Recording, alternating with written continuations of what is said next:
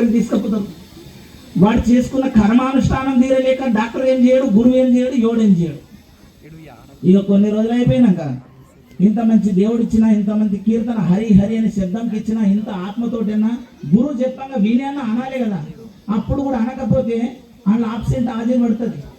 మళ్ళీ వీనికి మంచి ఆత్మ ఇచ్చినా కానీ వీడు అనకపాయే కదా అని చెప్పేసి అప్పుడు ఏమంటదంటే వీనికి నోరు ఇచ్చినా కూడా లాభం లేదు. మరో జన్మల మూగ జన్మ లేక ఆవుకు నోడుతుంది కానీ మాట్లాడదు, కుక్క బోబోవాన్ని నోడుతుంది కానీ మాట్లాడదు. ఇట్లా మూగ జన్మలు తీసుకోవాల పడుతుంది. మూగ జన్మలు లేక నోరు లేని జన్మ తీసుకోవాల పడుతుంది. చెవులు లేకపోతే చెవు లేని పక్షి లేక రావాల పడుతుంది. కాళ్ళు చేతులు ఉండి కూడా పాదయాత్ర చేయకుండా చేతులతో సపట్లు కొట్టకపోతే రెక్కల ఎగరాల పడుతుంది. జీవుడు 84 లక్షల ఎందు జన్మం ఉంది కాబట్టి ఈ జన్మం ఇహపర సాహిత్యముల కొరకు పరమాత్మని ధ్యానము నిత్యం నిరంతరం చేయాలి. బోధించే బాధ్యత నాది, వినే బాధ్యత మీది. చెప్పకపోతే తప్పు నాది, వినకపోతే తప్పు మీది. అనకపోతే తప్పు మీది, నోరుతోటి చెప్పకపోతే తప్పు నాది. అందుకే ఏదైతే నా గురుమూర్తులు ఇచ్చినటువంటి పెద్దల మాటలు విన్నవి ఉన్నాయో వాటిని శ్రవణంగా బాగా వినండి, నోరుతోటి బాగా అనండి, చేతులతోటి సప్పట్లు కొట్టండి, పాదయాత్ర చేయండి, పరమార్థాన్ని పొందండి. ఇట్లాంటి పుణ్యకార్యం చాలా చేసుకోండి. మీకేమన్నా మనసుకు ఆధ్యాత్మికంగా కానీ మనోవిధంగా కానీ బాధ పెడితే మళ్ళొకసారి నేను మీ అందరికంటే వయసులోనూ చిన్నవాడిని, జ్ఞానంలో చిన్నవాడిని. ఇటువంటి పెద్దల ముందు నక్క పిక్కి గంతులు వేసినట్ట అవన్నీ అర్థం చేసుకొని వ్యర్థమైన వ్యసనాలకు దూరం అవుతారని అమ్మవారికి మనస్మరణం చేసుకుంటూ మరలా అమ్మవారి యొక్క శబ్దాన్ని నేను చెప్తాను, మీరు అనండి, వినండి, సపట్లు కొట్టండి. చేతులు ఉన్న వాళ్ళందరూ కొట్టండి, లేకపోతే కొట్టకుండ్రి. చెవులు ఉన్న వాళ్ళందరూ వినండి, లేకపోతే వినకుండ్రి. నోరు ఉన్న వాళ్ళందరూ అనుండ్రి, నోరు లేకపోతే అనకుండ్రి. అంతే సద్గురు మాట మూట. అందుకే విలువైన సమయం విలువతో పోల్చుకున్నప్పుడు హాజరులో పడిపోతాం.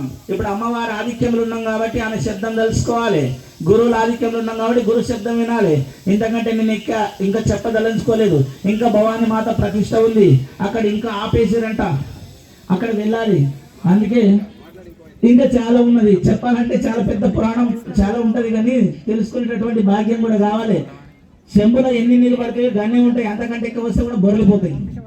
మరి చిన్న చిన్న చెంబులు ఉండొచ్చు, ఒకటి పెద్ద చెంబు ఉండొచ్చు, ఒక బుర్రకు నిండకుండొచ్చు, ఒక బుర్రకు నిండుతుండొచ్చు. అందుకే నేను ఎంత చెప్పానో అంతే చెప్పాలి. ఎక్కువ చెప్తే కూడా ప్రేమ కోల్పోతుంది, కొంచెమే చెప్పాలి. అమృతం గింతే ఉంటుంది కదా. అందుకే అందరు అనండి, వినండి, స్మరణ చేయండి. అది నా బాధ్యత. మీరు వింటారని అంటారని అమ్మవారికి చరణాల విందముల యందు అర్పణ చేస్తూ జై భవాని మాతాకి. 5 శబ్దాలు చెప్తా, ఎక్కువ చెప్పను. 5 శబ్దాలు చెప్తా. జయ జయ మాత, జయ శ్రీ మాత. అందరనాలి. జయ జయ మాత దుర్గా మాత, జయ జయ మాత దుర్గా మాత, జయ జయ మాత జయ జగన్మాత, జయ జయ మాత దుర్గా మాత, జయ జయ మాత జయ జగన్మాత, జయ జయ మాత గంగా మాత, జయ జయ మాత జయ గో మాత, జయ జయ మాత జయ భూమాత, జయ జయ మాత లక్ష్మీ మాత,